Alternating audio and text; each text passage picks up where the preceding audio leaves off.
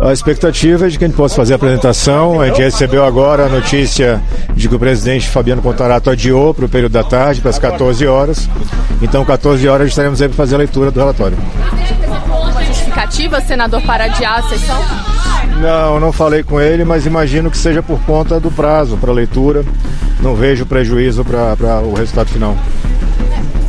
Algum tipo de manifestação por parte dos ministros do Supremo ou do Paulo Gonet, procurador-geral da República, aos pedidos de indiciamento apresentados no relatório? Não, até o momento não. Senador, os indiciamentos de hoje, os 4 indiciamentos, eles só têm a ver com a questão do Banco Master ou o senhor também vai ter outros indiciamentos futuramente envolvendo a CPI do crime organizado? A CPI esgota seu prazo hoje. Vocês acompanharam as dificuldades que nós enfrentamos, as restrições, decisões sucessivas negativas do STF, a dificuldade que nós tivemos com relação à falta de pessoal para trabalho, alguns órgãos não cederam colaboradores, mas mesmo assim a gente conseguiu colocar de pé um relatório que tem suas provas, suas evidências e que no indiciamento concentrou no crime de responsabilidade. Essa é uma escolha técnica, o crime de responsabilidade só pode ser processado, investigado e julgado pelo próprio Senado. E ele exige um conjunto probatório menos robusto do que se exige para crimes comuns. Os crimes comuns podem ser investigados por qualquer outra instituição. Relator, crime de responsabilidade, o que tem a ver com crime organizado, senador? É uma consequência lógica, basta fazer acompanhamento. O relatório é muito textual sobre isso. Você faz uma sequência de atos. A depender da figura, ou seja, do sujeito ativo, de quem comete o crime, você vai ter crime comum ou crime de responsabilidade. Hipoteticamente, o mesmo fato pode, inclusive, equivaler as duas tipificações. Então, a consequência natural da análise dos fatos que foram apresentados. Então, na visão do senhor, o crime organizado está dentro da Suprema Corte? Se conecta na atuação que nós tivemos por parte de pelo menos 3 ministros e o Procurador-Geral da República. É uma análise técnica, sem nenhum caráter ideológico ou partidário.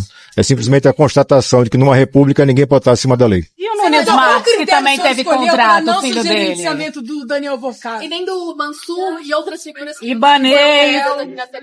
Na introdução do tópico que fala de indiciamentos, a gente deixa clara a escolha que a gente faz.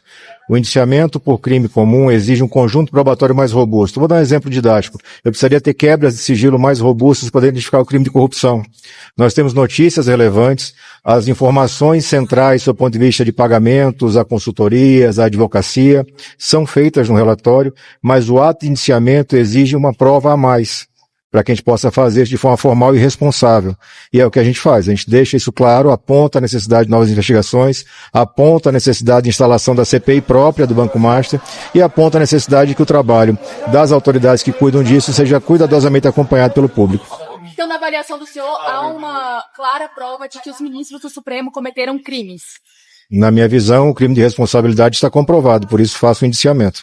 Não chama a atenção o filho do ministro Nunes Marques também ter contratos milionários com o esquema Master? Se ele tem contratos milionários, é a informação que você tem, mas não chegou à CPI. A CPI chegou a uma informação de um pagamento na caixa de R$200 mil, o que não chama atenção isoladamente. A gente faz essa análise cuidadosa de cada pagamento, nós temos pagamentos de valores muito elevados, acima de 540 milhões, se não estou enganado, em um ano.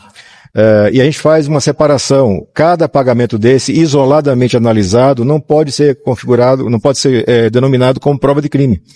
Só isso. Eu preciso de mais fatos. Uma investigação que teve duração tão curta e sofreu tanto boicote não conseguiu chegar. Eu tenho absoluta certeza de que investigações vão apontar o cometimento de diversos crimes comuns, por figuras absolutamente relevantes na República. Mas a CPI não teve essa capacidade de investigação. Agora cabe ao presidente do Congresso. Para aprovar o relatório do senhor? Pois não? O senhor acredita que vai conseguir votos para aprovar? Vamos descobrir isso só no plenário. Relator, caso seja aprovado, o relatório ele é encaminhado à PGR, o relatório que pede o indiciamento do próprio PGR é encaminhado à PGR. Eu gostaria que o senhor avaliasse esse procedimento e qual a expectativa em relação ao indiciamento de fato dessas autoridades. O processamento, investigação e julgamento por crime de responsabilidade se dá aqui no Senado. Ele independe da atuação do PGR. O PGR é fundamental no tocante à apuração de crimes comuns. Isso significa dizer que o cometimento de crime comum por ministro do Supremo Tribunal Federal só vai ser apurado se tiver iniciativa de Paulo Gonet. Pois é, mas Uma pergunta, senador. O seu relatório, ele antecipa o algo que poderia ocorrer um debate se tivesse a CPI do Márcio, ou o senhor acha que não? São coisas distintas. Não, a gente apenas toca pontos que ficaram muito evidentes nessa apuração.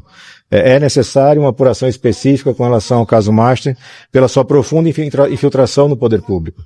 Isso foi vislumbrado pela CPI. Mas, como eu disse, a gente precisa ter responsabilidade. O ato de indiciamento é um ato de decisão do relator, que vai ser ou não confirmado pelo plenário da comissão, mas ele tem base. Eu tenho que ter indícios veementes que colocam aquela situação acima de uma mera suspeita, de uma mera dúvida. Para a condenação criminal, a prova tem que ser ainda mais robusta. Para a condenação aqui no próprio Senado, por crime de responsabilidade, essa prova já nos basta.